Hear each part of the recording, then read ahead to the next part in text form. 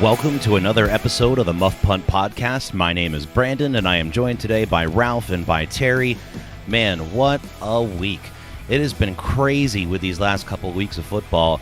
Everything going on with the Big C in the world, and we have had nothing but seemingly endless days of football. I never thought I'd have to feel burnt out this early in the season, but man, I think I was good to step back a little bit this week. I caught most of the games, but I don't think I caught every single game, and I was like, you know what? I think I'm good. But I think I'm super pumped, and I'm ready to chat about the Eagles with you guys and some couple of the other things that we've picked out. We're going to be doing the format a little bit different this week than what we've been doing in past weeks. We're going to go back to kind of the original format that we had and kind of rapid-fire topics a little bit more. But we'll see how things go as we move through, because I'm sure in the beginning we're going to have a lot to say about a couple of these topics. So I hope you guys are having an awesome rest of your week. Hope you guys are having an awesome holiday season. So I hope everybody's staying safe and healthy. Make sure you hit that like button. Make sure you subscribe. And we're going to kick things off with the Birds, as we've been doing the last couple of weeks.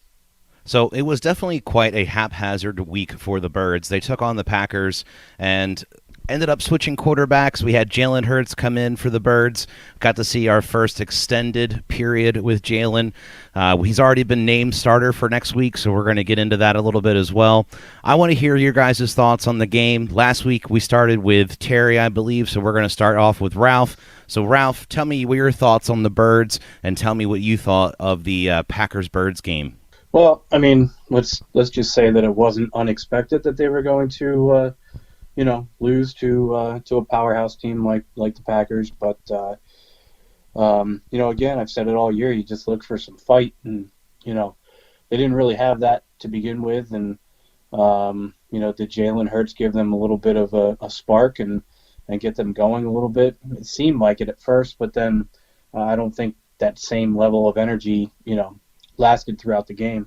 I think going to Hurts for the balance of that game, the remainder of that game, when you're looking for a spark or whatever, that's fine. Just get Carson out of there, get his head clear, whatever. But to name Hurts the starter, going forward for the season, or did they say for the season, or is it just for the one game? I think it's just for the one game, and I think it's only because people were bugging him so much. Like every single time he got behind a microphone, people were asking him about it. Yeah, but you can't let the media or the fan base dictate what you do as a coach. I mean, I was surprised he did it that early, because most coaches would do it at the absolute last minute that they possibly could have. Exactly, and for me, it's like, and Doug is a former quarterback. He was going to back Carson to a detriment, like to a, almost to a fault. I felt like he would really stick with Carson much longer and through much more adversity than he has so far.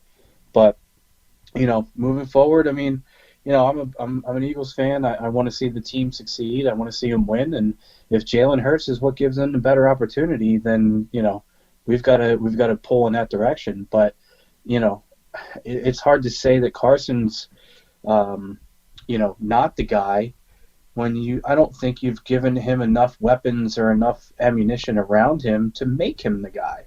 So how do you expect a rookie, Jalen Hurts? Yeah, he's played in big games in college. Yeah, he's played for a big powerhouse in Alabama. And then where'd he go? Oklahoma, I want to say. Yeah, Oklahoma.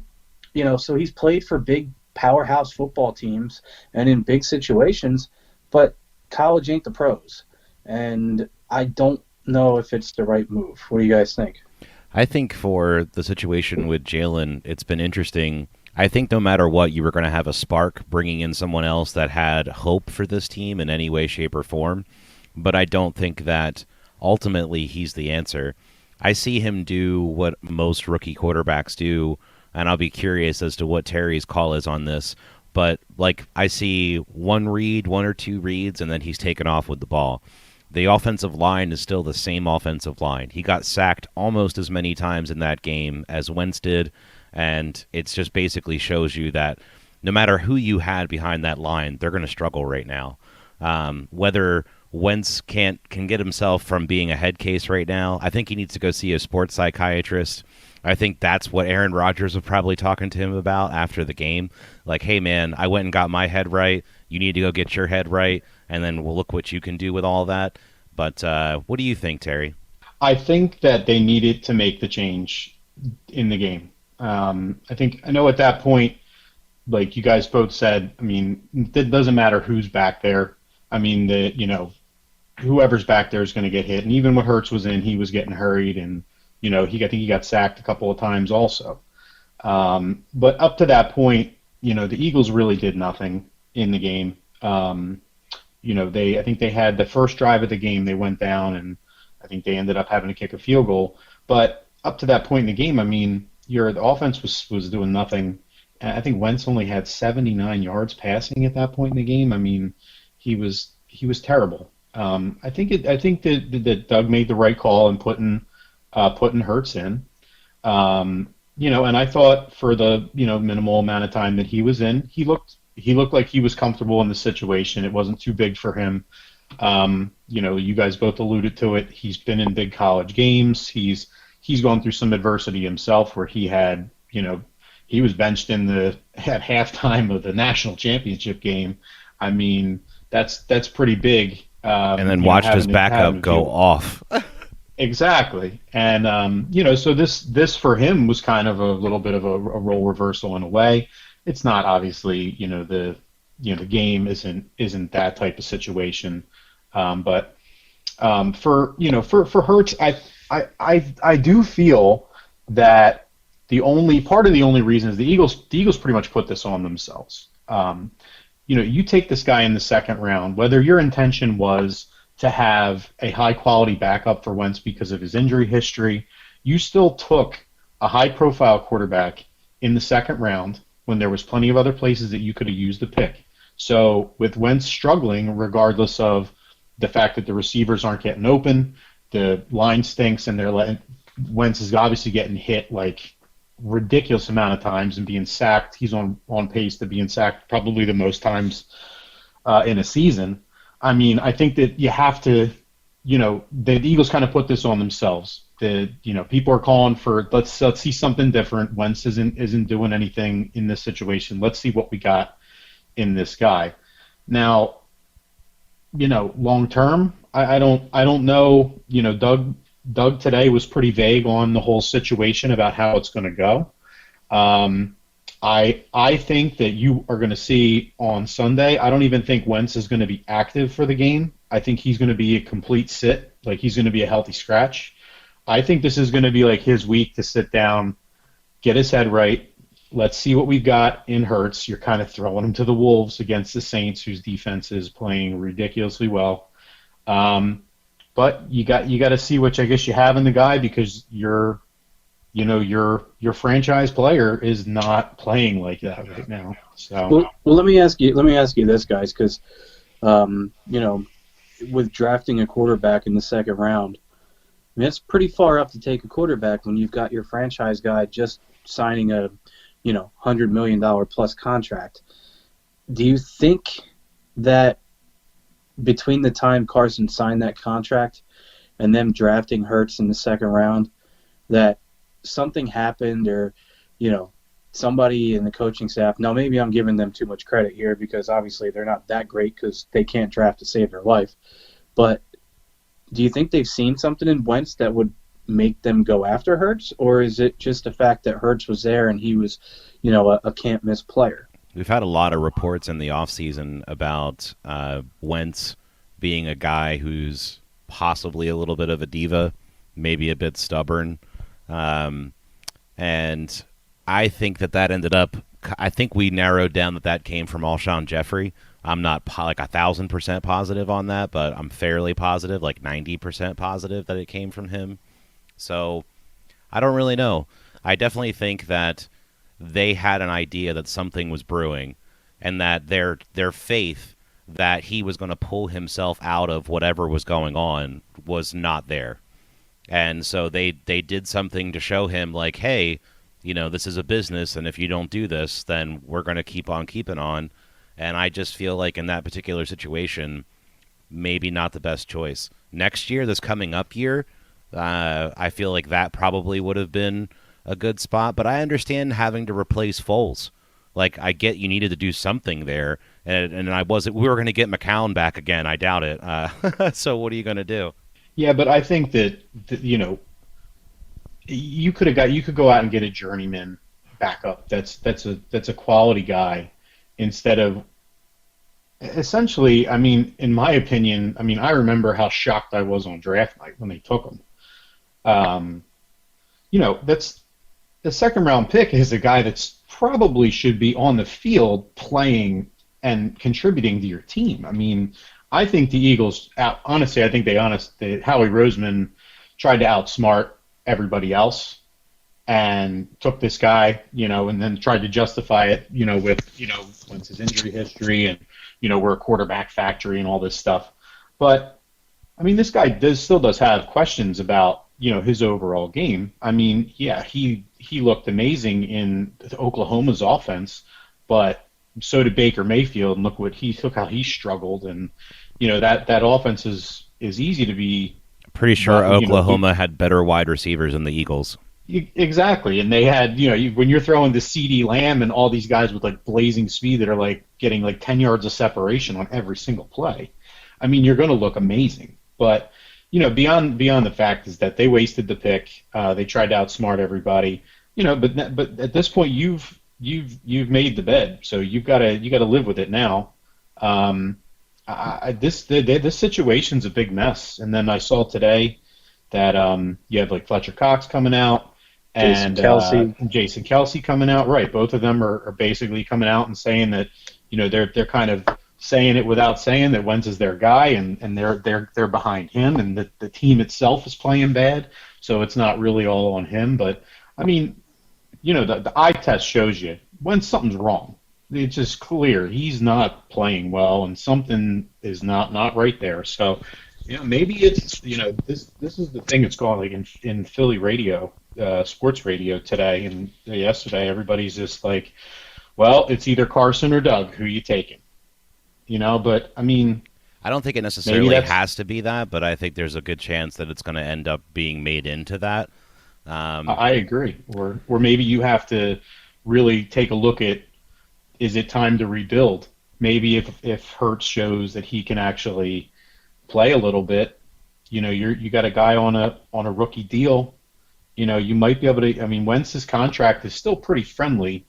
I know there's a lot of cap issues with him getting traded. You still got to pay some money on it, but I mean, you could still move his contract to a team, and you could probably still get a first round, at least one for him. Maybe a first and something, but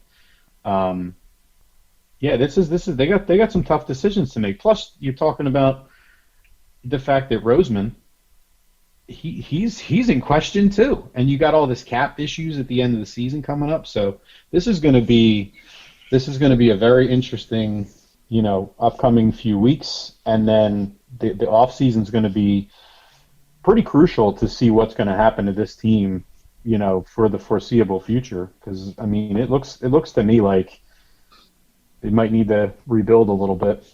Well, last week Ralph was on Twitter talking to the new GM of the Eagles. How did that go, Ralph? Yeah. So I was maybe feeling my oats that night a little bit, and I tweeted at Lou Riddick, who actually is a former Eagles employee.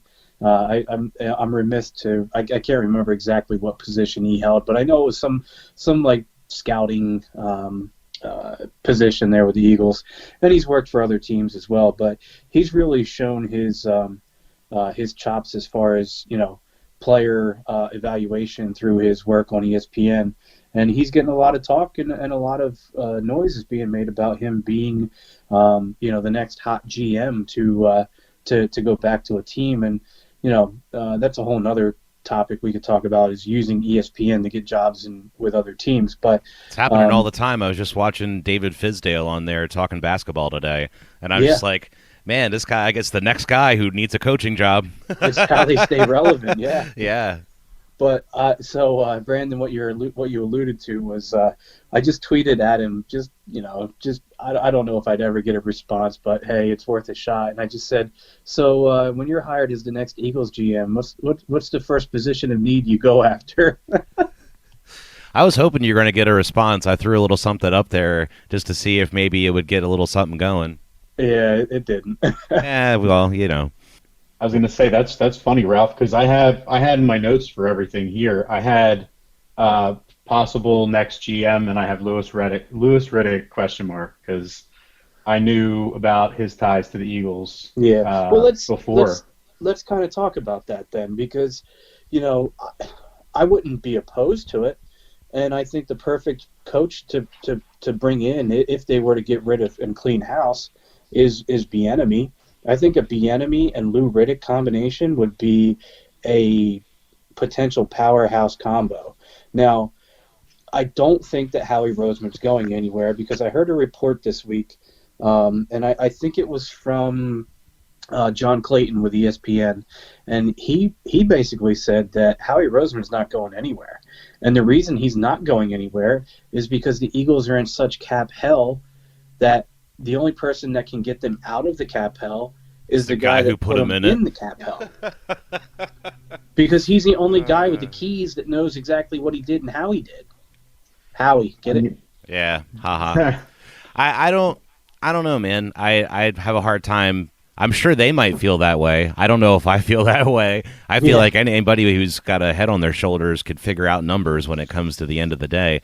And especially if you have a guy who used to be a player, I'm sure he would be much more successful at getting these guys to restructure or things of that nature if he needed to. Yeah.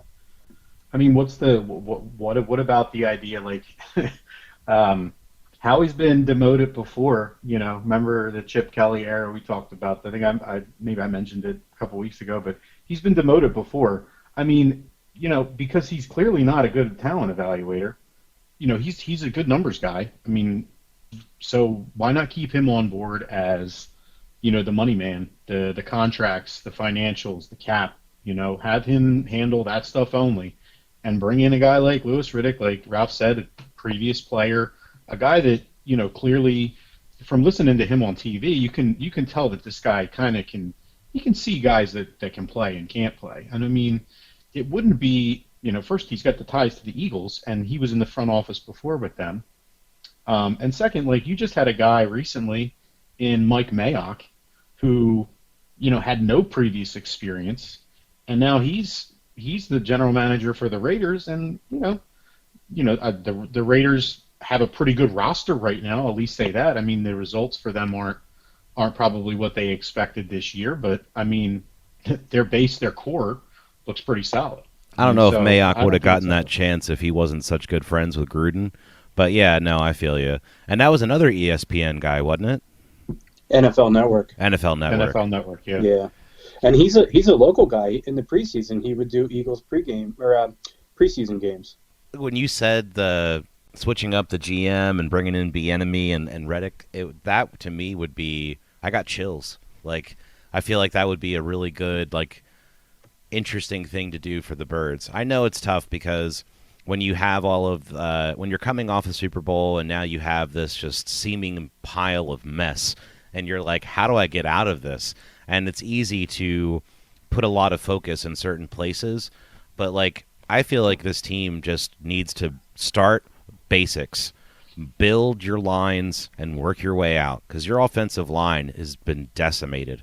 There's almost no guys that were in that Super Bowl run that are left, or even if they were still there, they're at the tail ends of what they got going. So we need to get new blood in there. They brought in Driscoll. Played a role too. Yeah, they brought in Driscoll. They brought in the Prince guy. They brought in several guys that try to fill in those gaps, and none of those guys have stepped up and been studs. So yeah. I don't know, man. It's tough. You see other offensive lines. We don't like talking about them, but the Cowboys, that was a top 5 offensive line, and now they're having similar problems to the Birds, where just injuries have completely decimated that line. They had so much money held up in that line, and then all those guys started dropping one by one. So it's really like it's tough when you watch a division that's as bad as this division is right now, and you're like, anybody could have had this, and just nobody could really stand up and grab it other than the Washington. Like, come on. Yeah, they need Yeah. the Eagles need a lot of pieces, and I don't know if it can be fixed in one off season or with one coach change or one quarterback change or what. I mean, you know, I hear Greg Williams is available. oof, all out blitz every down. So let's move on to that real quick. We finally saw the Greg Williams get the axe for the Jets. You know, this is a guy that I know Paul, who was on the podcast previously, has a special hatred in his heart for Greg Williams. And I know for myself, after everything that went on with Bounty Gate and everything thereafter, like, I'm a guy that absolutely loves, as JR used to say, slobber knocker football. Like, I want to see big hits. I want to see all of the fun, exciting things happen. But at the same time, I don't want guys going out there intentionally trying to end people's careers. And like there's a line that you need to draw as far as it's a sport. You know what I'm saying? At the end of the day, it's a kid's game that adults get to play, and it's not worth people's livelihoods and health. So when you see this guy have his comeuppance over and over again, you saw with the Browns when he ended up having control over the Browns. I felt like he weaseled his way into that too, and then he ended up getting the boot there, moved his way over to the Jets, and I felt like he tried to do the same thing over at the Jets that he was doing with the Browns, and then he just ends up play calling his way right out of the job. So, What do you guys think, Terry? Well, I mean, as far as that the play from this weekend, I mean, calling an all-out blitz when you know that the other team is going to throw a bomb to their fastest guys down the field. I mean, technically they had two chances because I think Derek Carr overthrew Aguilar, who was open. Yep. He would have scored the play right before, and then he does it again, and Ruggs beats the guy deep and scores a touchdown with no time left. Or it's bad coaching. First, I mean, Greg Williams himself, I don't understand why anyone still gives this guy a job. I mean, he's been bounced around the league, and I mean, yeah, he's had some success, but I mean, people catch on to these guys after a while, and it's funny, not to interrupt, my apologies there, Terry, but you said that, and it made me think of how many times that I've heard now that guys in the NFL have lied to get their jobs. Like Pat McAfee famously talks about that he knew how to hold for a punt or a kick and all this stuff that he had never ever done before. And the coach for the Cowboys now, McCarthy, he basically lied and said he watched every single Cowboys play from the season beforehand, and then afterwards was like, yeah, no, I didn't really do that. These guys are blatantly lying to get their jobs, to get advancements, which, I mean, hey, if you ain't cheating, you ain't trying, but maybe that explains a little bit of it. I also know the Jets GM is like, he's overseas working right now, and his brother's basically running the team. So whenever that guy decides to come home, I mean, they could clean house too. But while the cats will play, or cats away, the mice will play. Yeah, well, do you think maybe in like the next year, maybe 5 years, that one play is going to, be looked back upon by Jets fans fondly? Because maybe that's the play that keeps them in the Trevor Lawrence, sweepstakes. I don't know. I mean, think about it. I mean, they were pretty close to winning that game, and then, Williams just goes all out blitz and tries to do whatever he does, and ends up losing the game. I mean, maybe this eventually is looked back upon by Jets fans as a happy memory. Could you imagine if Gase and Williams are on the sideline and they're talking to each other and they're like, dude, we're about to win this game. Dude, is Gase the worst coach? Another guy that I can't believe has a job. Like, he's been terrible everywhere. I mean, come on, man. Well bring back Rich Kotite. Peyton Manning vouched for him. You had to give him a chance. Oh, my God. I mean, Gase hasn't been relevant since what? I think he had that one good season with the Bears. Yeah. Like, what was that, like? With Cutler? 5-10 years ago? Cutler? Yeah, well. I think so. But even then, I mean, Cutler was terrible too. So, I mean, that's everything that I've heard was that the Jets situation is so bad that the rumors are that Trevor Lawrence would rather go back to Clemson again Well, than come out there's and no play for them. there's no reward for coming out number one overall anymore. I mean, the NFL has restructured their rookie contracts to be, obviously the higher you're drafted, the better deal you get, but it's nowhere near like Sam Bradford money, you know.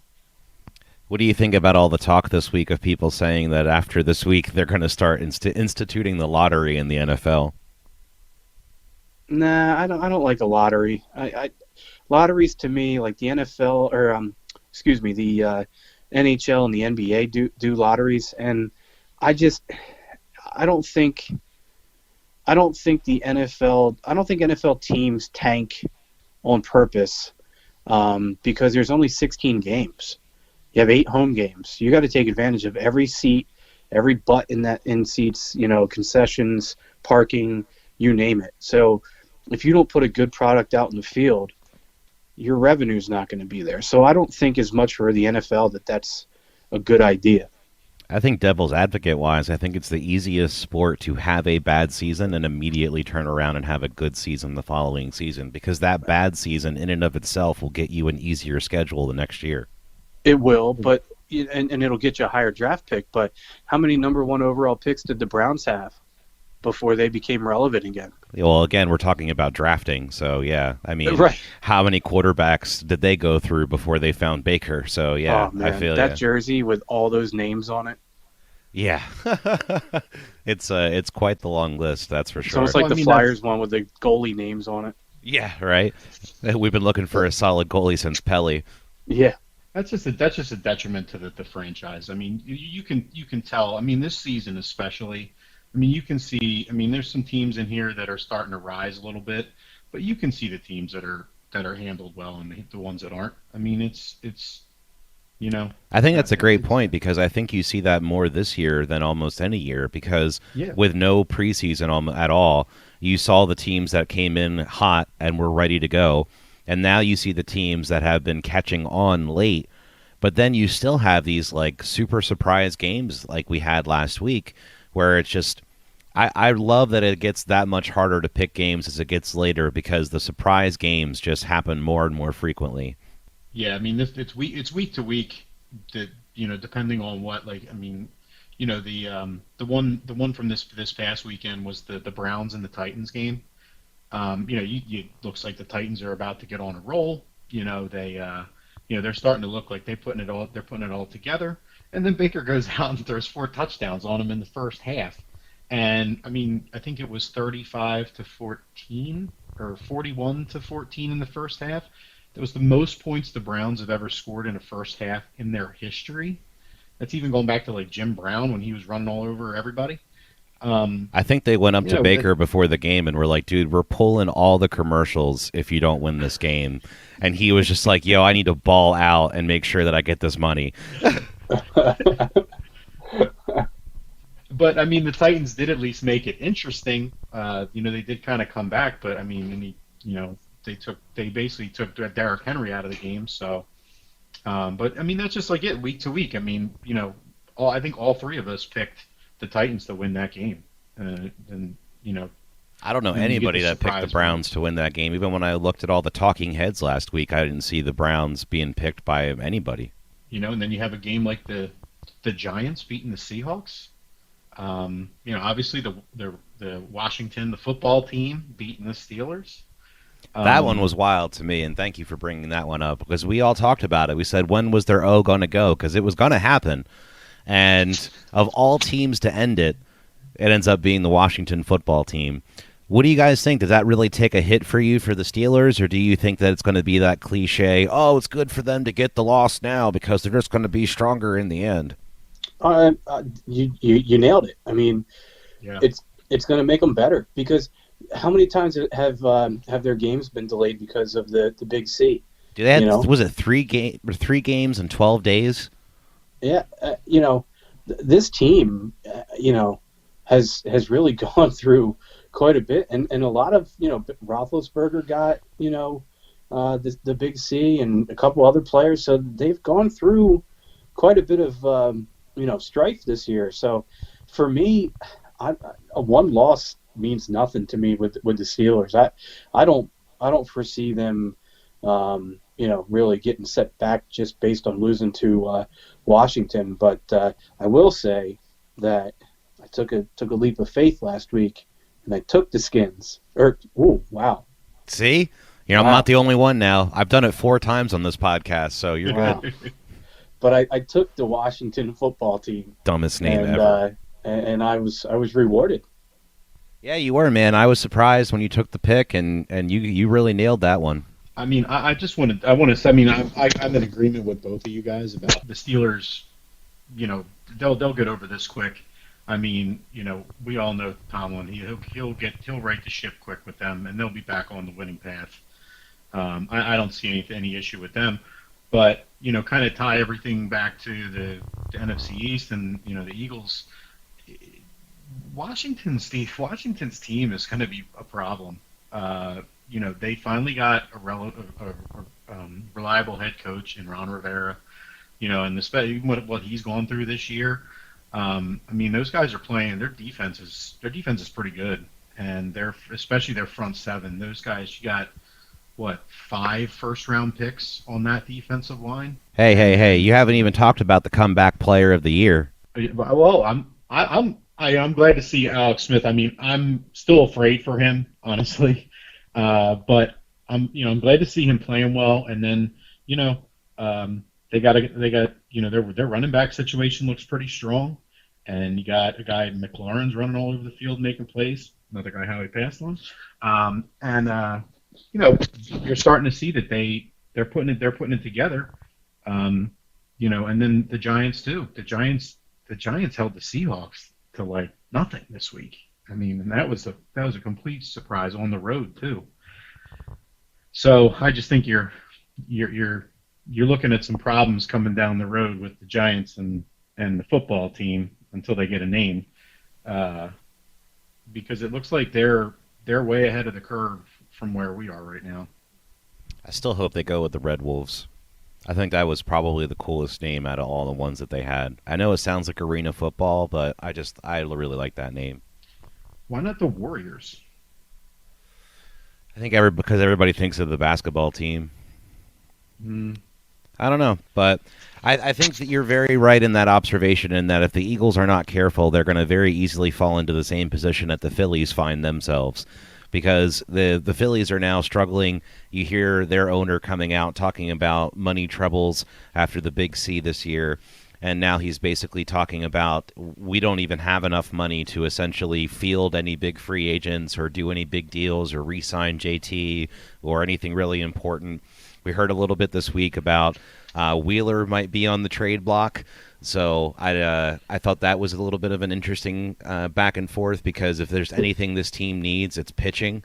And then the owner to come out and say, "Oh, no, I wouldn't trade Wheeler for Babe Ruth." So yeah, let's dig that hole a little deeper, dumbass, and let's keep that going. So I think if the Eagles aren't careful, they'll definitely find themselves in a very similar situation that the Phillies find in all of the teams in their division looking like monsters. Yeah, I mean, just to quick on this. I mean, if the Eagles are, over the next few weeks, we'll see what's going to happen with the Hurts and Wentz situation.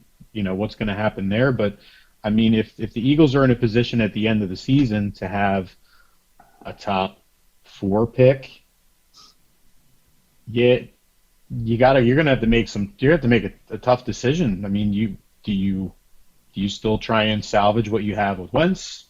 Do you try and trade Wentz and keep Hurts and roll with him, and then pick a player that you need at another position that'll instantly kind of put you back on the map? Or do you scrap both of them, try and see if you can move both guys, get some extra picks, and then pick a guy like maybe Justin Fields be there?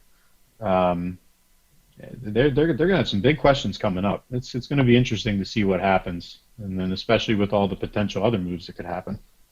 Yeah, I wouldn't be surprised to see this team looking drastically different next year, that's for sure. So we for a moment there got into a little bit of Phillies talk. I know you guys are both Phillies fans. We're not really in baseball season right now, but I don't know about you, but whenever the weather gets a little colder, I always get that fondness for summer in my mind, and thinking about the old crack of the bat and thinking about the Phils.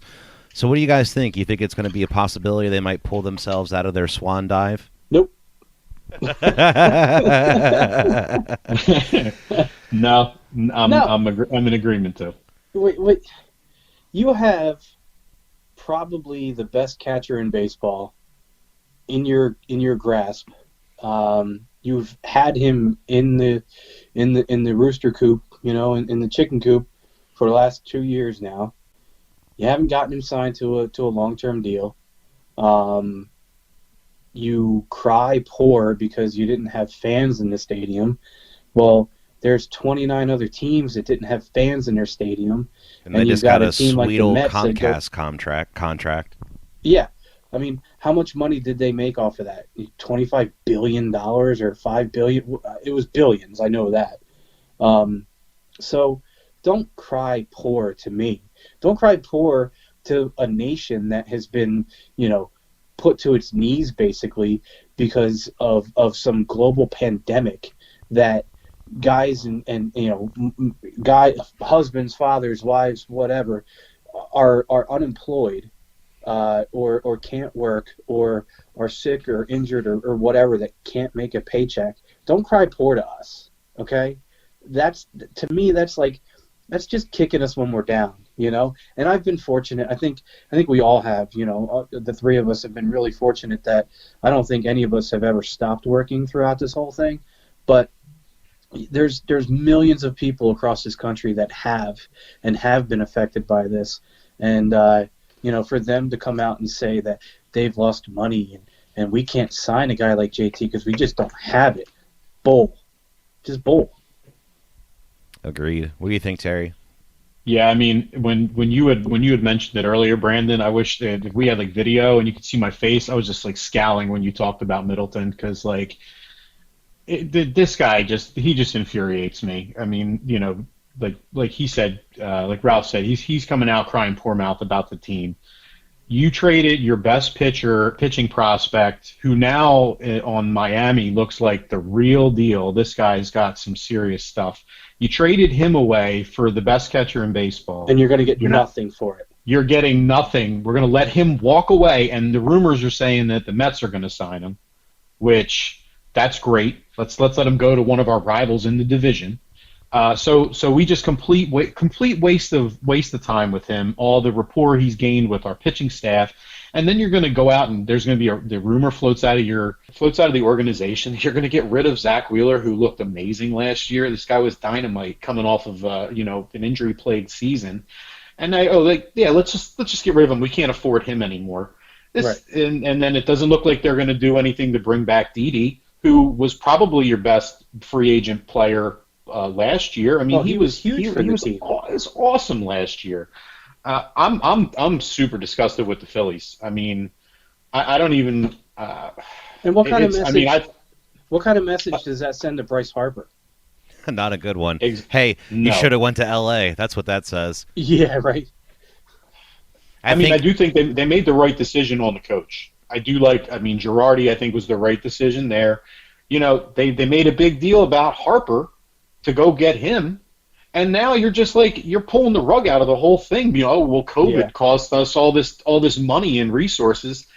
Come on now, it's ridiculous. It's just ridiculous. And this is the Phillies organization is very quickly falling down the hierarchy of teams for me because of what they're doing. I mean, it's just a disgrace. They need to, we can't just get rid of Clentak. We're just going to let him have another position where he's going to kind of, be doing stuff behind the scenes because we don't want to have to pay him all this money to get rid of him because we clearly made a mistake there. And then you're not going to go and hire a real general manager or someone real front office, leadership. I mean, what kind of team is this? What kind of ownership does that? It's infuriating.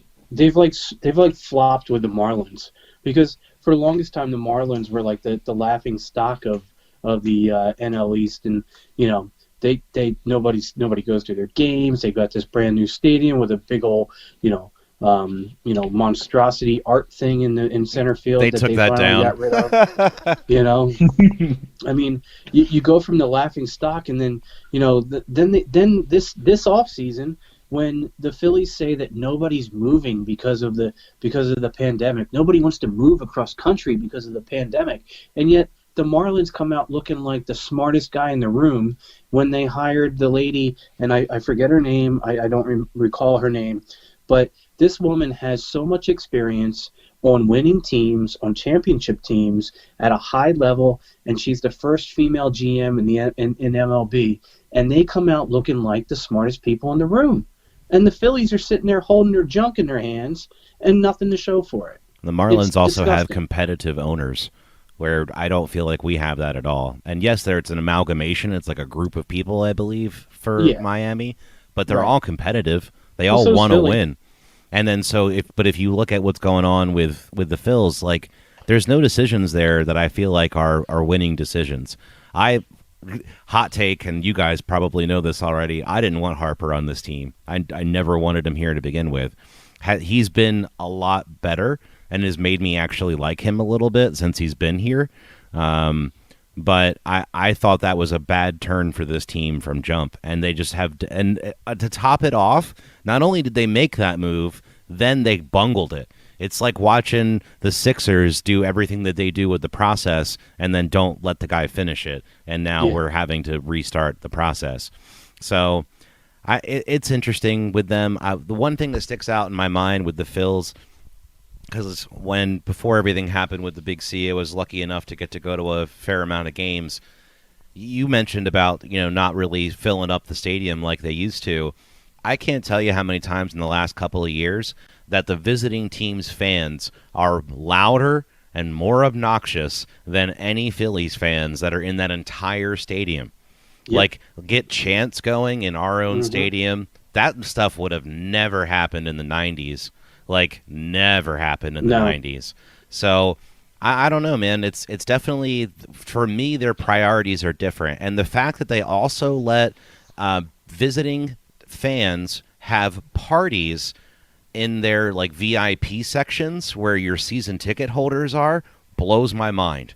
Like, you literally put like 30 or 40 Mets fans in the where your highest ticket payers are and let them just ruin their whole entire game. Like, it absolutely blows my mind. I feel like their priorities are not on the fans at all. Yeah, this ownership is just a disgrace at this point. I mean, I had a buddy and I, we had the Sunday plan going all the way back to, I want to say, like 2003. And a couple years ago, I mean, it was just getting ugly. We had to let it go. Obviously, we both had families and kids and stuff, but it was harder to do the whole Sunday thing. But toward the end, when it was starting to go downhill, obviously the team's a little different now. But I mean, you could just see the difference in the stadium at that then, and like. We had seats up in the second level, and we honestly we could just walk right down and pretty much sit wherever we wanted to. I mean, there Yeah. was there was never anybody there. And then I think one of the last times that we went, we didn't even go to the game. We tailgated in the parking lot, and we said, forget the Phillies. We're just going to go to Xfinity, and we'll watch the Eagles and the Phillies on TV.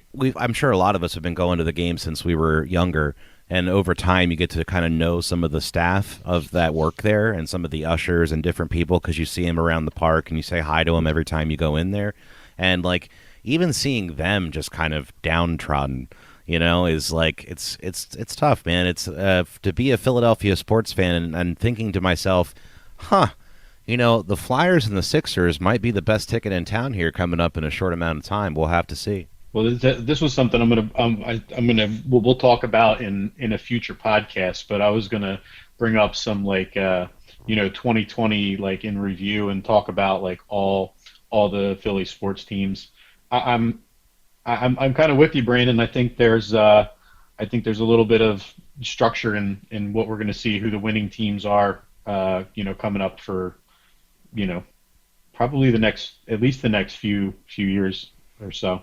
I mean, And you had you know, mentioned about having that plan. I know for myself, when the Flyers took that several years skid, I stopped getting NHL Center Ice. I used to buy that every single year. I used to watch all the games. I used to even watch most of the, like, if hockey was on, I was watching it. Like it didn't even matter if the Flyers were playing. And then the Flyers were just so abysmal for so long that I just canceled it. And I stopped watching hockey for like 2 years. And then last year, I finally came back and started watching it again. And it's just nice to finally see him making moves again. They just re-signed one of their defensive linemen now, so they know that they have their top line pretty much set on defense. I'm happy that these guys have been making additions, making changes, doing things that you didn't see them do for a very long time. So there's a lot of new blood in the Flyers, and I'm definitely super excited to see what they have coming up for next season. What about you guys?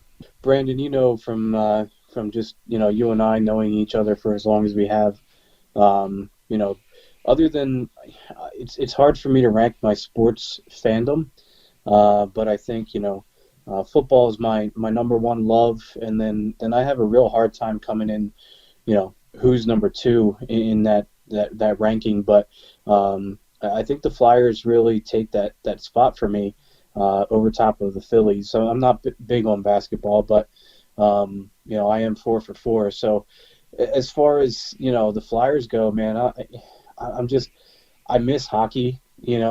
Hockey should be on TV right now. We should be in that whole every day, every other day, back-to-back games, whatever, on TV, and we don't have it. So I really miss it, and I'm excited to see what they have to show. I think they made some strides last year. I don't think I was ever really on board with letting Hextall go, the GM, who's been replaced by Chuck Fletcher. But from a fan perspective, I think Chuck Fletcher has kind of taken the training wheels off of the roster that Hexie built, and has kind of let some of these younger guys come in and play and show what they have at the pro level, and not just keep them stashed down in the minors forever. So for me, watching this team and the expectations that I have for this team, Carter Hart is the goalie that we've been looking for, like we said earlier, since Pelle Lindbergh. The talent on this team, top to bottom, defensively, offensively. There's rumors out there that they might be trading for Michael Nylander from Toronto. I don't know if you guys have heard that or seen that, but I've heard that pretty much any defenseman other than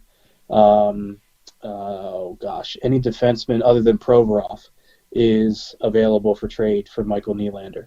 So, to get a top flight scorer, a top flight winger in Nylander would be exactly what this team needs. I mean, we need a sniper. We haven't had a sniper since Carter. I'm excited. I love hockey. I love it. I love it. I love everything about it. I miss it. I wish it was on TV right now. But I'm excited for what the Flyers could be this year. Ralph, how could you forget? We had Jaromir Jagr for a year. I still have a Flyers Jaromir Jagr shirt. I was like, nah, I have to do that just so I can rub it in on all the Penguins fans. Yeah. What about you, Terry? I mean, I gotta say, kind of where you are, Brandon. Like, it's been like, when the Phillies kind of fell off, it was even worse for me for the Flyers, because like I was sick and tired of watching them put out the same junk every year. Honestly, I mean, they would they'd be like kind of close to the playoffs, but never having really any kind of real chance to do anything. I think that what they did, cleaning house. They brought in Fletcher. He's been great so far. He's been picking good guys. He's been letting these guys, like Ralph said, kind of play now instead of waiting on him a little bit. Bringing in AV. I think he's the right kind of coach for these guys. I think they play hard for him, and I think he's a good teacher with them too. I really like the outlook for the Flyers right now. I think they're a super talented team. And I think he had Ralph had mentioned looking at the trade for Nylander. There was also a rumor out there that Gaudreau from Calgary might be available. That dude's a pretty good sniper, that we could use. Jersey So boy. I mean, and a Jersey boy too. So maybe time to pull the plug on Ghost. I think he's done. I don't really. I think he kind of looked good early on, and I think we're kind of starting to see he's not the guy we thought he was. But I was the so Flyers, excited for him. I mean, the guy was coming out and hitting like game-winning shots and doing all these amazing things, and then like overnight he just disappeared. Like he just is just another guy now. I mean, and he's not even a great defender because he's really undersized. Small. Yeah, he's very small. But I think it's time for them to make a little change with him. But I love the direction the Flyers are going. I would say I mean it's tough for me to say that right now between the Flyers and the Sixers. I think those two teams definitely have the most potential. I think the Flyers, you got a chance to see it this past season for sure. The Sixers, I think that they had tons of potential. I'm nervous. I'm nervous. I feel like if the new GM tries to do with the Sixers what he did with the Rockets, I do not think it's going to go well for us. I don't want to see the Sixers play small ball. I like the Daryl Morey move. I gotta say, I think it's better than Elton Brand for sure. Yeah, well, he's going to guide Elton Brand along, but he's really the guy making the decision at the end of the day. But I think that moving on from Brett Brown and bringing in a guy like Doc Rivers, that's a championship level coach, that's coached some big ego guys. I think that he'll be able to make the pieces fit. I like the moves that Morey's made so far. He finally. They finally looked at this team and said, well, I mean, thank God they got rid of Al Horford. Oh, that was such an awful move. They got rid of that awful contract. They bought in Seth Curry, who's a lights-out shooter. So, I mean, I think with just the moves that they've made so far, I think that they've really done well for the team. I think it'll be a much better flow, and they'll have the spacing right for this year. But, the whole Harden thing is still kind of hanging out of what's going to happen with him. I can't believe I don't necessarily know. Like, I cannot believe after everything that Houston has done to try to move that team around for him to try to get him to win, and after everything, now he's sitting out. It's crazy to me. Like, I was listening to it on Undisputed. It was like yesterday, I think. And I couldn't agree more. Like, we all have talked about growing up, and like a contract is a contract. If we agreed that we were going to do something, then we are going to do it. But nowadays, it's like with sports, it's wild. It's just like, nope, I want to get traded, and teams do it. Like, it's just not what we grew up with at all. Yeah, it's especially like that in the NBA. I mean, because you can pretty much talk your way out of town in NBA pretty easily these days. Kawhi did it with the Spurs. You watch all these different guys that have done it now, and it's just crazy to me, especially with the Rockets and all the different iterations of that team that they've tried to do to try to get them over the hump, and it just didn't work out. And if he were to leave that team now, I think it might be better off for the Rockets, but it's just if he then puts them through this crazy contract mess, it's going to be interesting. If he goes to Brooklyn, though, that would be interesting. Dude, seeing those three guys together on the same team. Woo. I don't know who gets the rock though, because like all those guys need the ball. Yeah, I mean, all three of them are going to be saying, "I'm taking the last shot." Oh, for sure. And if you let anybody but KD take that shot, you're a moron. Yeah, well, I'm with you. KD's the guy taking the last shot for me. I think Harden's an amazing shooter in his own right. Kyrie can play too, but of course Durant's the guy taking the shot, man. 1,000%. Coming from a non-basketball, aficionado, what you guys said about, kind of willing your way out of a contract in the NBA. I mean, you on one hand you say that, and then on the other hand we say lottery. We got to have a lottery so that people can't tank. Well, willing your way out of a team or a city is no different than tanking, in my opinion. Like, don't tell me that you can't tank and you can't just have a bad season and get the number one pick, and then have LeBron just come up on free agency and go, I'm going to go to the Lakers. I'm going to form a super team where me and Kyrie are going to go here. Me and Durant are going to go here. I'm going to go team up with Shaq and Kobe and whoever. That's, to me, is like, it's the same thing as tanking, right? Am I wrong here? I'm going to give you a silly analogy. To me, it's like Hulk Hogan. Like, are you willing to roll the dice and go heel? Because if you are, dude, you can make some money. It can really pan out well for you. But it can also go very badly.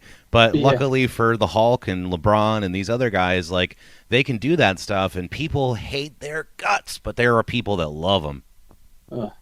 I think that's the biggest turnoff for me for the NBA is, like, you can't be a fan of a team for very long because you don't have a big window. You don't have a long window like you would in another sport. I just feel like these guys are on the move so much, and they try to form super teams, and Well, here, I got a question for you, Ralph, then. I think this might go to that a little bit.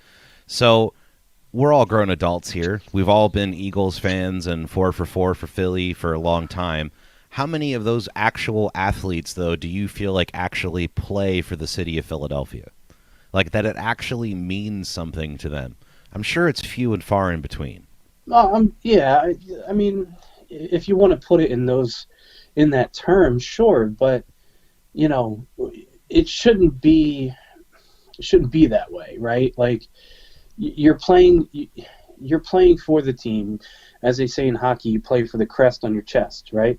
So you're not playing for the name on the back, you're playing for the crest on your chest. So for me, it's like, I don't really subscribe to that line of thinking because, I don't care, I don't care who you play for. You signed a contract, and getting back to contracts, you signed a contract to play here. Like, own up to it. What are you teaching somebody that's younger to go, I don't like it here anymore. I'm going to leave. I'm out. Just quickly on the basketball point, I mean, LeBron obviously broke the mold wide open to the way that basketball is done when he, took his talents to South Beach, and they formed that, first team with D Wade and Chris Not Bosh. one, not two, not three, not four.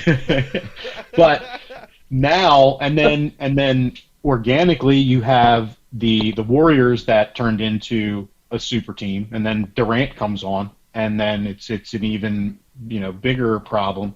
But now it's like with these guys I'm not going to honor my contract because it takes 2 or 3 superstars on the same court to win in the NBA. So I know that they already got rid of Westbrook, but and maybe him and John Wall, they don't know if that's going to work out, but he's like, this is done. I've had it. Let me try and go over and form up with this. The NWO. Let's make it happen in Brooklyn. Who knows?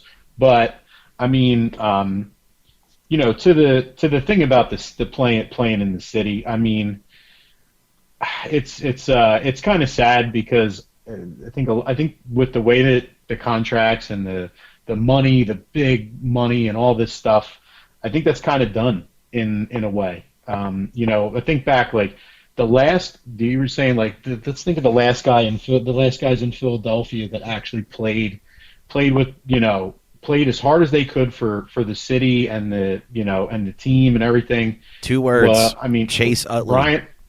Brian Dawkins. Oh yeah, and look at the Eagles did to Dawkins. I mean, all that he did for that team, and he played every play for them like it was his last. And what happens at the end? They screw that. I think that was another Howie Roseman blunder. Didn't he go to the Broncos? Yeah, letting him go to the Broncos and not letting him stay on as the Eagles for his at least to end his career. And then of course, like Brandon said with the Utley. I mean, world fucking champions, bro. Like let's go. This guy, the team was an amazing team. J-roll to a certain respect, I would say too. When he hustled. When he wanted to play, yeah. Well, But no one like Utley. Speaking of J-roll, and I'll circle back to what we were talking about with the Phillies and going to Phillies games when the stadium's full and the different atmosphere, obviously, that brings with it. And I can say I'm getting chills as I start to talk about this. I was at the game in 2009 in the playoffs against the Dodgers when Rollins hit that game-winning triple or double up the middle against Broxton. And it was like the bottom of the ninth, and they were down to maybe their last out, and he came up and knocked that ball. That stadium, I've never heard it louder, and I don't think I ever will again. Like, that's the heyday of the Phillies that I want to experience that again. I mean, to me, that was the epitome of Philly sports in my life, was being at that game in person to witness that. And I just hope that I get to experience something like that again. Yeah, I think for me, one of the memories was watching the Perfect Game on TV with Roy. That was pretty awesome. Just so many different things that in that iteration, that era of the Phillies, that was just something that to me was so special. I mean, I grew up with a Darren Dalton poster above my bed, so it was pretty clear with my allegiances lie. But growing up with guys like Darren Dalton and John Kruk and Mike Schmidt and all these different guys that just were absolute personalities. And then you had, Ryan Howard and Shane Victorino and Chase Utley and all those guys that were just absolute pleasures for the vast majority of the time to watch on the field. And you cared about those guys. Like, you knew about their lives and what they did and their charities and all the different stuff that they did for this city. And I just feel like you don't have that right now. There's no investment in emotionally with these players. And so that's where I feel like it's tough. Like, I agree with everything that we're saying as far as the contracts and all that, but I also understand the other side of I got to get my money, and obviously I might get drafted by a team that I don't give two craps about. Maybe I spent my entire life hating that team, and now I got to play for them. Like if one of us got drafted by the Cowboys, but you got to do what you got to do, I'll wear a star if you pay me. Yeah, right. Well, we circled back to football a little bit there. We've been having some fun here tonight, so I've been letting things run a little bit long, but we got to wrap up with our picks. We're going to rapid fire through with our boy Tear Bear here today. You guys ready? Let's do it. Let's roll. So Thursday night football to open up the week. We have the Patriots going on the road to the Rams. Rams are 5-point home favorite.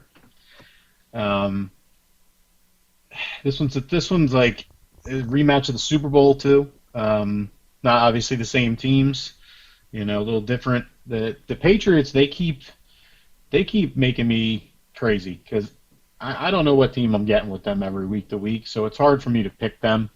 The Rams are coming off a pretty good win. I'm going to go with the Rams on this one. I think Patriots having to travel back and forth across the country twice in 1 week. I think it's kind of tough. I'm going to take the Rams. Yeah, I think you're right on that. The Patriots are. I think the Patriots are a kind of a living embodiment of who their quarterback is, because you don't know what kind of quarterback you're going to get week to week with Cam Newton. So, Rams coming off a win last week. I think they keep it rolling at home. Patriots going across the country. They played really well last week, 45-0 against the Chargers. So I'll go Rams. He was dressed up like the dude from the Ricola commercials last week, so I mean, I really don't know what you're going to get with that dude, but I'm going Rams. Next one we got KC heading to Miami.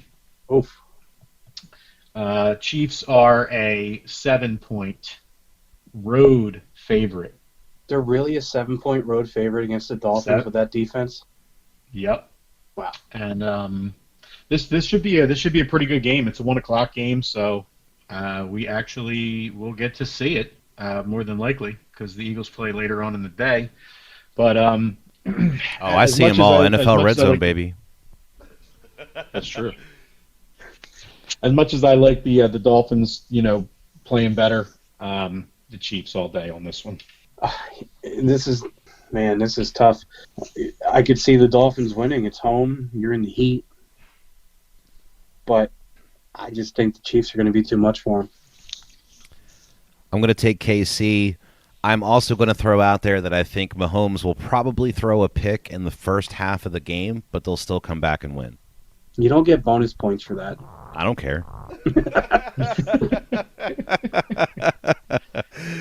Don't you rain on my parade. Yeah. Let's see. Next we got Titans heading to Jacksonville. Another 7-point road favorite. The Jags, they just keep playing everybody tough week to week. You're waiting for the week when they just give up.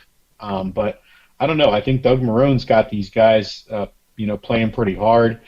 But I still don't think they win this one. I think the Titans bounce back after that game last week and they win it. So I'm going Titans. Same. I think that, Jacksonville. Have you ever really felt sorry for a fan base? No, not more than the Lions. Yeah, that's true. No, Titans for me. Titans for me as well. I would be shocked if this game went the other way, but the end of the year has been the end of the year, so we'll have to see what this goes. Also, are the Jags really trying to win the game? They're trying to get still in that running for the first pick. I think Trevor might actually not mind playing there, but I don't know. He's going to be playing well. Even with no COVID situation, the Jags stadium's usually pretty empty. They need something to get some people there. So he might be the one. Aren't they petitioning to do half the season overseas? So to split the home games between London and Jacksonville.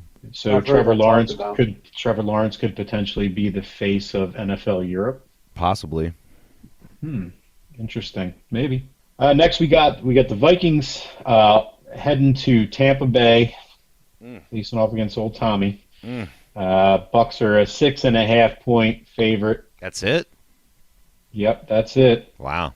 The Vikings is another team that's just, I don't even know what to make of them. They just Jekyll week to week.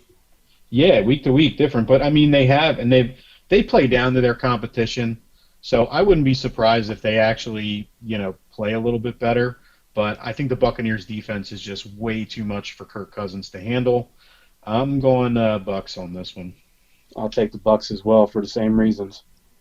I'll take the Bucks, and I'm going to say Kirk Cousins throws at least 2 interceptions. Well, that's what are you, cherry picking? I was waiting for the comment. I was like, I'm going to throw this out there, and I'm going to wait to see what he says. I was going to say, I think the Buccaneers hold Dalvin Cook to, very little rushing yards. You know what? It might be one of those games again where Dalvin breaks 100 and they still lose. I could see that happening pretty easy. I don't know. Bucks rush defense is tight. They're not giving up a lot of rushing yards, that's for sure. But it's their pass game. But I think you're right about Cousins. I could see him easily getting flustered and throwing some picks. Next, we got the Cardinals traveling to New York, playing the Giants. Cardinals, coming off this awful stretch, are currently a 2.5-point road favorite. This one, I have this as a toss-up on my list here. Cardinals aren't playing really well, and the Giants are starting to play pretty good. Their defense is starting to show up. They gave Wilson some trouble last week. They obviously won the game with Colt McCoy as a backup. I don't know. I feel like this game is the Cardinals is a must-win to stay in the hunt. So I'm going to go with the Cards on this one. Man, I was hoping you would take the Giants. We do that to each other I'm so taking much. the Cardinals because I think the Giants are a mirage. I mean, that defense is good, but they're not going anywhere with Colt McCoy.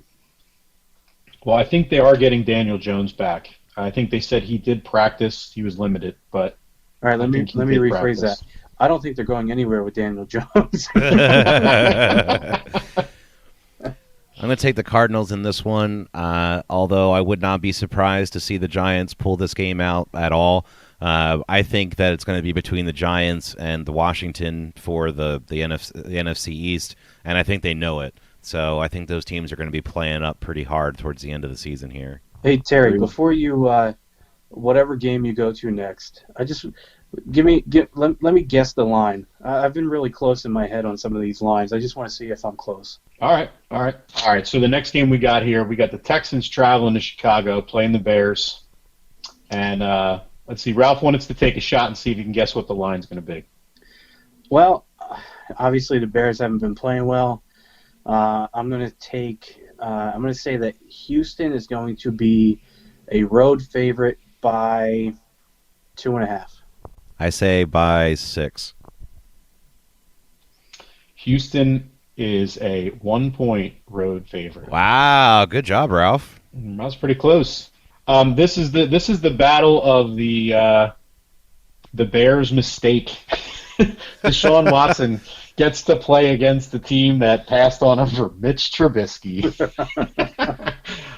This one's a no-brainer. The Texans, even without Will Fuller, I see them rocking the Bears. I agree. I think if the Texans... I'm sorry. Go ahead. Sorry, no, my bad. I was going to say, I think Matt Nagy's going to get fired within the next couple of weeks. I could see that happening. I'm going to take the Texans. I felt terrible for Deshaun watching him, lose it on the bench last week, and I hope that team can pull it together for him. I don't want to see him end up being the next Carson Wentz in the grand scheme of things. I think that kid's insanely talented, and if he could get an actual team around him, I think he could do big things. But I'll take the Texans, but just by a little. I don't understand why there was ever any doubt about Watson. I mean, coming out of college, he was a stud. And dude, he was so much fun to watch in college. He's so dynamic. I mean, he's just an insanely fun player to watch. Those Clemson games were so much fun to watch. Those Clemson home games were must-see TV when he was there. That defense was rolling, and he was a lot of fun on the offense to watch.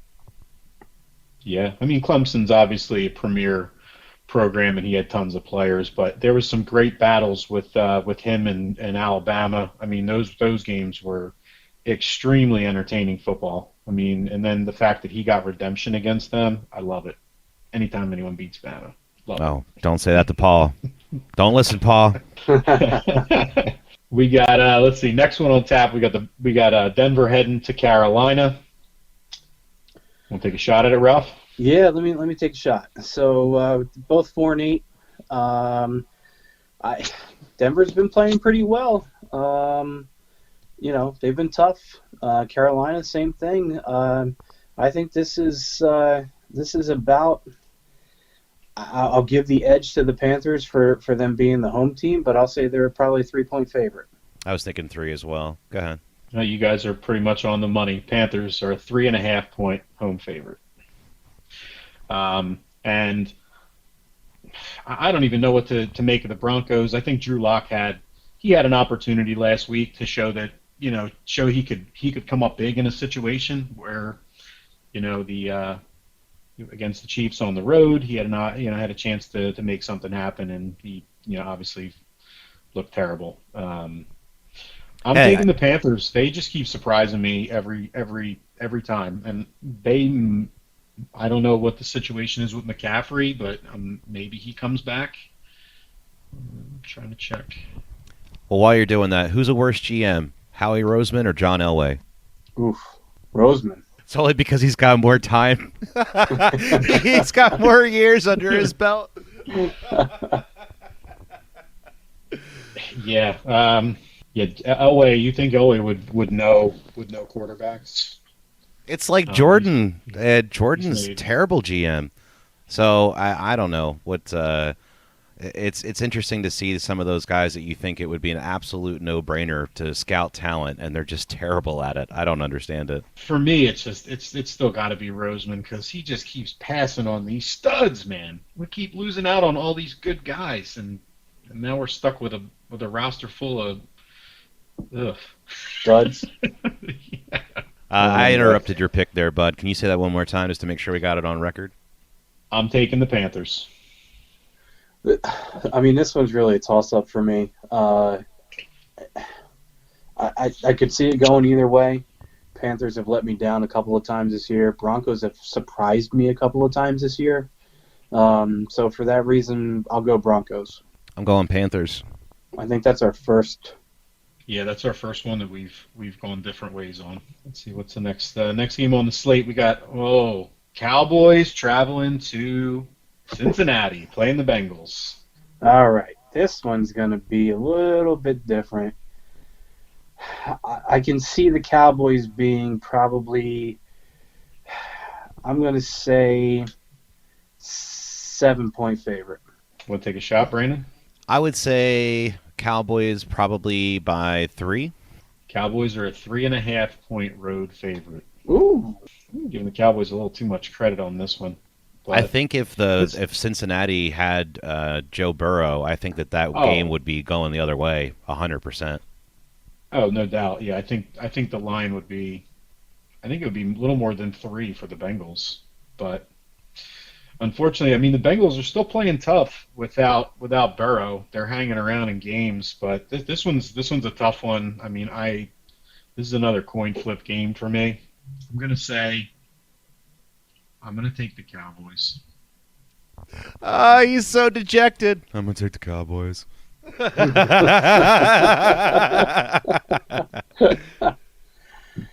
I got to agree with you. I don't think the Bengals have enough firepower. And not that the Cowboys have any firepower, but I think they have more than the Bengals do.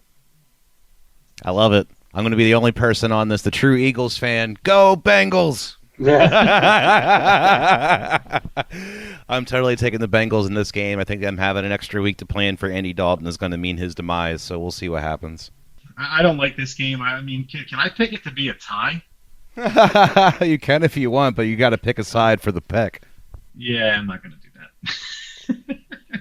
All right, next on tap, we got the Jets heading to Seattle. Seahawks. What do you guys think? I think the Seattle Seahawks are going to be at least a double-digit home favorite. If I had to guess, I'm going to say 10.5. If you're going to say 10.5, I'm going to do Price's Right rules. I'm doing 10. You both are a little low. 13.5. Dan, I wanted to say 12, and I undercut. I almost said 13. Damn. 13.5. I mean, after losing last week, I think the Seahawks bounce back. I think they cover that number, and I'm pretty sure neither of you are picking the Jets. Nope. Correct. All right, next one we got Colts traveling to Vegas. This one's tough. I think they're pretty evenly matched, to be honest with you. I'm going to say the Raiders are 2.5-point home favorites. I'm going to say Colts by 3. Brandon's got this one. Colts are 3-point road favorites. Wow. And I think that number's there because the Raiders, what are you getting week to week with them? I mean, they got absolutely smacked by the Falcons, and everybody thought that game was easily going their way.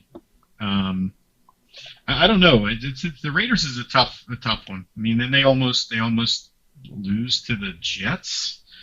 I think this one's an easy win for the Colts. I'm taking the Colts. And this is where we disagree, I think, because my gut initially, as you know, from the spread there that I thought was leaning towards a Raiders being the favorite here. So I'll take the Raiders. I mean, honestly, I don't know what you're going to get week to week with them, but they're home, and it seems like it could be a week where they could show out. So give me the Raiders. I like the Colts defense versus the Raiders. I'm going Colts. The Colts defense is what kind of kind of does it. I'm still not sold on Rivers, but yeah, I think they get it done. I'm not sold on Rivers, but I think that Frank Reich is a good head coach, and I think their defense is rolling right now, so I'll go with them. All right, so just a quick stop here. I'll throw this out there. The number one potential trade spot for Wentz after everybody's all up in arms about what's going on is the Colts. You guys think that makes the most sense? It makes too much sense. That's why it's not going to happen. I'm going to go Broncos. He's going to go home and play in the big North Dakotas. As close to it as he can get anyway. John Elway going to miss on another quarterback? I don't think they necessarily have the line to protect him. But if you look at them having Phillip Lindsay and Melvin Gordon, they have the running backs. They have a pretty deep wide receiver core with Sutton and Judy and got a couple other Hamilton and a couple other guys on that team that are super speedy. JJ Hamler. Yeah, their defense is, I think, a piece or two away from restocking. They still have some pretty decent, spots in there. It's just their defensive line, their interior defensive line, has been completely ravaged. Like, they need some interior defensive linemen bad. But if they can get that, then I feel like they could be a decent team. And if you throw Wentz in there, I feel like he could do heads and shoulders better than Locke. But I think if you move, I think for him it would be the best to change scenery, because at that point you have a chance to reset. But yeah, I think it's a possibility, but I'm with Ralph. I think it makes too much sense to actually happen. Agreed. I think, well, if the Eagles do trade him, I certainly hope they trade him to the other conference. And two, I think it's going to be those two teams are certainly, because they both have a lot of cap space too. So, and obviously Rivers is getting up there in age, and it's not looking good for Locke. But all right, so next one we got, starting to get to the late games. We got 4:25 start. Packers at the Lions. What do you guys think? I think the Packers are going to be wow. The Lions suck. Let's be honest. Let's go 10-point road favorite. I'm going to go Packers by 6. Brandon's closer again. We've got Packers 7.5-point road favorite. I think that line is low. I would have probably been with you, Ralph. I actually think it's probably closer to more than 10. This is a no-brainer. The Lions stink. The Packers are playing well. I got the Packers all day. You guys probably do too. Go Pack, go. Go Pack, go indeed. All right, next one. We have the Jalen Hurts gets his first start against the hottest, probably one of the hottest teams in the league. Saints are traveling to Philadelphia, though. What do you guys think about this line? I'm surprised. Well, I haven't been as good at this as I thought I would be, but I think I'll stay with that 7.5-point line from the previous game. Saints. I'll go Saints by 10. Saints are 7-point road favorites. That line is low. I feel like that's low too, because my thing with the Eagles defense is they play the first half pretty good, and then they just kind of fall apart towards the end of the game. So I think that's probably likely what we're going to see all over again. So I wouldn't be surprised to see it more than 7. Same. I'd agree, but as far as my pick is concerned, this league is insane this year, and you know what? This is just for fun, but I'm going to say that Jalen Hurts plays well and the Eagles win. So you're saying there's a chance? So what you're saying is, yeah. What's with all that 1 in a million talk? I'm gonna go with the Birds. I mean, I did take the Cowboys, so I have to offset that bad juju, but I don't know. Something just tells me that this is everything's pointing to the Eagles getting routed, and with a new quarterback and everything, I feel like the Eagles just come out and surprise everyone, and it'll be the talk of the town. But I could be wrong too. God, I hope you're right, but nope. Saints. Believe it or not, I actually hope he's wrong. I feel like if Jalen wins at this point, it's just going to make things worse. But that's just me. But Saints all day. Yeah, I agree with you, Brandon. If they do win, then I don't even know what we're going to talk about next week because it's probably going to be like everybody's going to be going crazy in Philadelphia. Like, oh my God, we got our guy now. Everybody wins, trade him now. Yeah, right. But, can we trade him yet? How about now? We'll see. Yeah, I'm probably being a little, I just feel like this season's so weird that I'm gonna give it its the upside down. Why not? Next one we got the football team travels across the country to San Francisco. Actually, no, they are playing in Arizona, but it is the 49ers. And what do you guys think about this one? What do you think the line is? Well, I think Vegas is going to have Washington a lot closer than what they would have been had they not beaten Pittsburgh last week.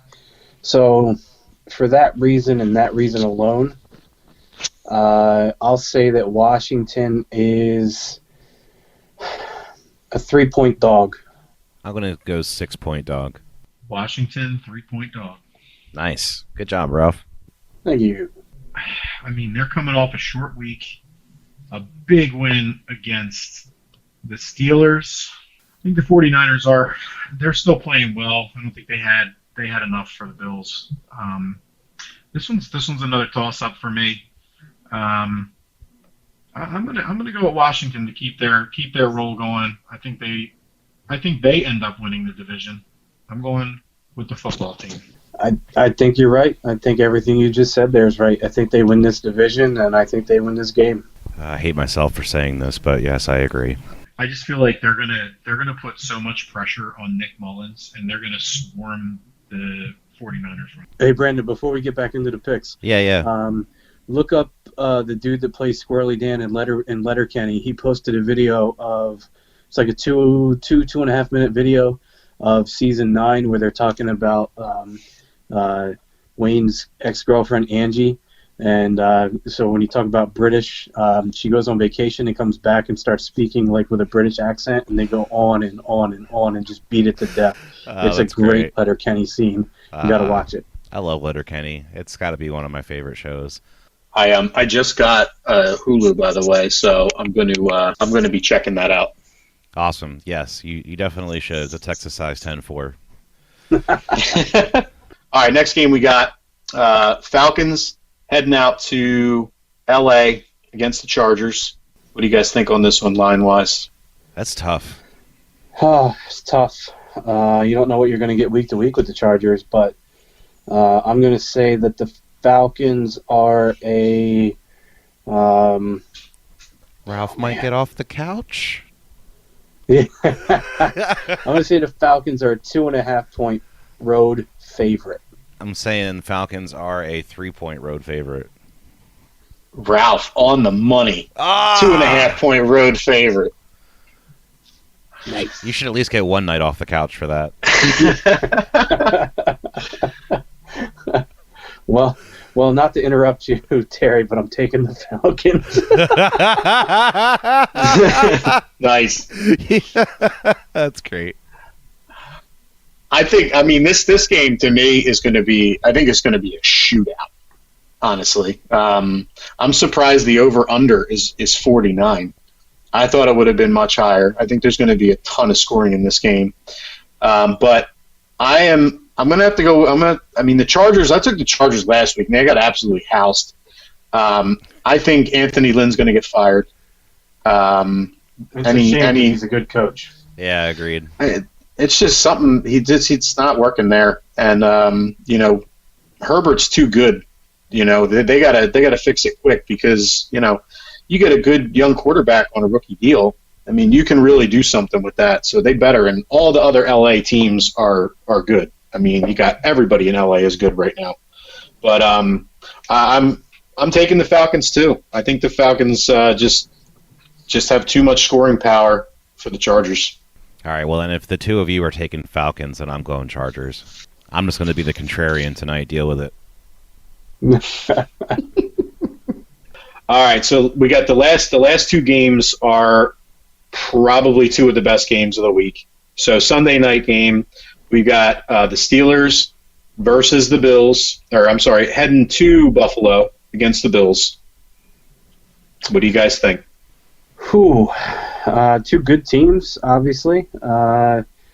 I do think that the Steelers are going to be the favorite in this game, but I think Vegas is going to have them a lot more closely matched than you would expect.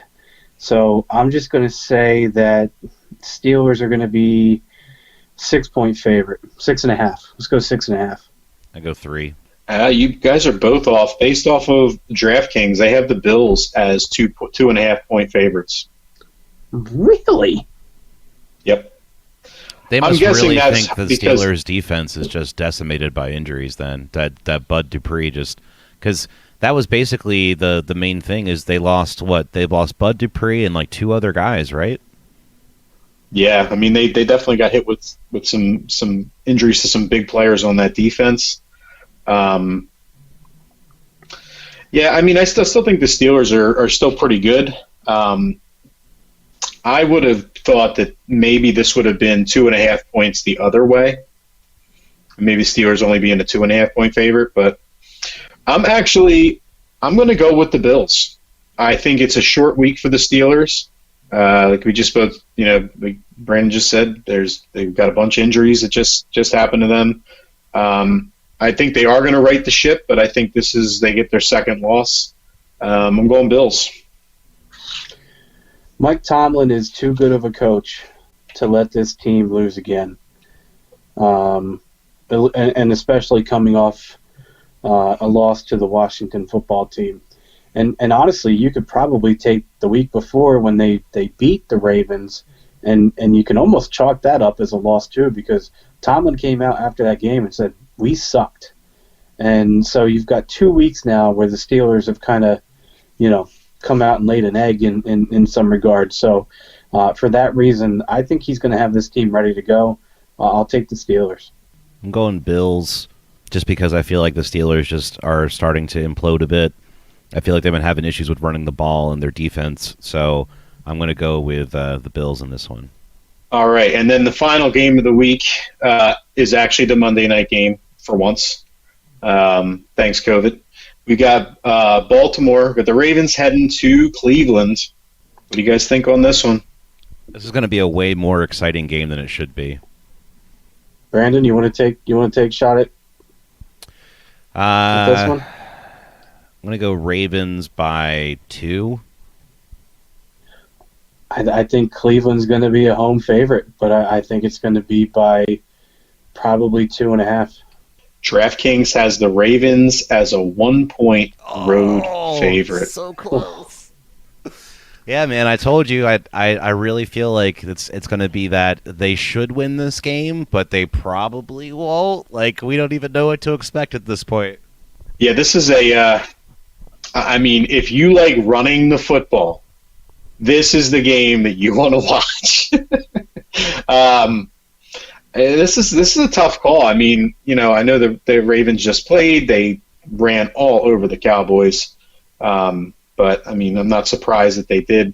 The Browns aren't much better at stopping the run these days. They've been giving up some big running games. I'm going same old Browns. The Ravens are going to win this one. Baker just had a good game. I think he's going to have a bad game. Well, Ravens. I early in the season, the Ravens came out and people were anointing them the biggest challenge to the Chiefs in their run to another Super Bowl. I've since seen the Ravens get decimated by injury and by the Big C. And, they really haven't played up to what I thought that they would be at this point in the season. They're 7-5. I really thought that they would be neck and neck with the Steelers at this point. At maybe not at 11-1, but at least not 7-5 on the verge of 500.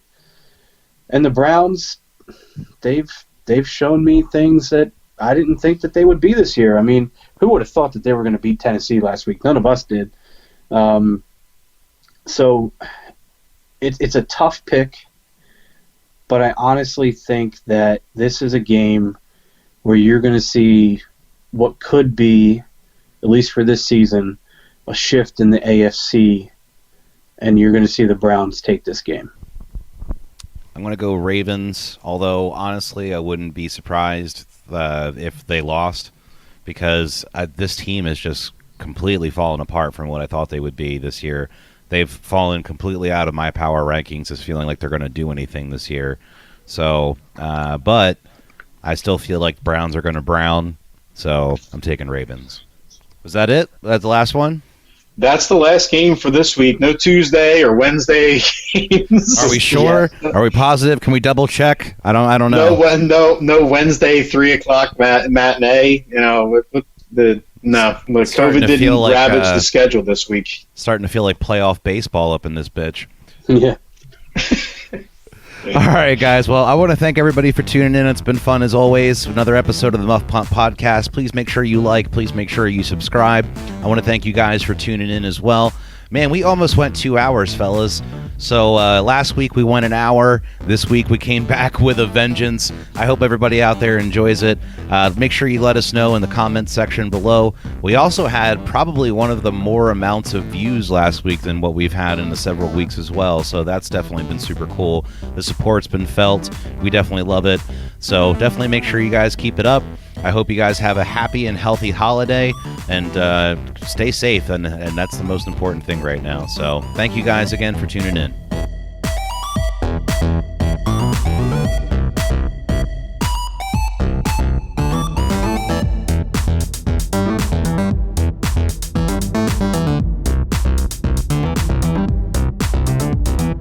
It's my turn!